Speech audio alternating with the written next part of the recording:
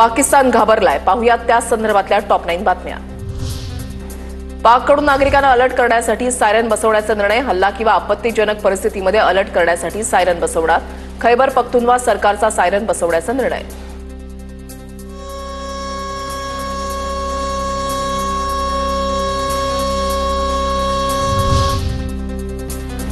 युद्धासाठी आपल्याला तयार राहावं लागेल, पाकिस्तान नौदल प्रमुख नावीद अशरीफचं वक्तव्य। आता आपल्याला दाखवून देण्याची वेळ आल्याची ही वल्गना।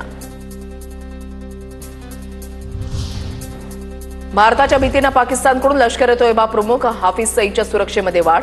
हाफिजच्या लाहोरमधल्या घराबाहेर सुरक्षाकडे 1 किलोमीटरचा परिसर सीसीटीव्हीच्या नजरेत। पाक आर्मीच्या माजी अधिकाऱ्याकडे सुरक्षेची जबाबदारी।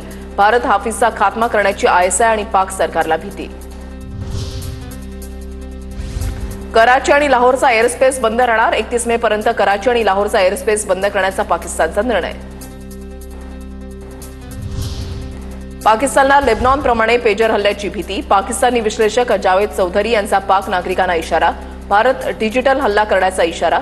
तर सीमेजवळ सियालकोट भागामध्ये पाकिस्तानी सैन्याची ड्रील। पाकिस्तानी लष्कराकडून व्हिडिओ ट्विट।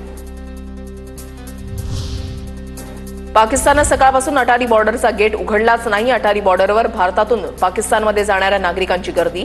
पाकिस्तानने त्यांच्याच लोकांना एंट्री नाकारली।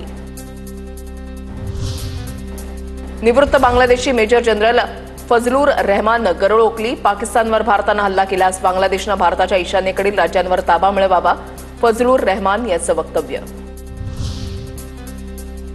भारताच्या कारवाईमुळे पाकिस्तानमध्ये घबराट। ISI प्रमुख असीम मलिकची राष्ट्रीय सुरक्षा सल्लागारपदी नियुक्ती। पाकिस्तानमधील वृत्तपत्र दी एक्सप्रेस ट्रिब्यूनमधील वृत्त।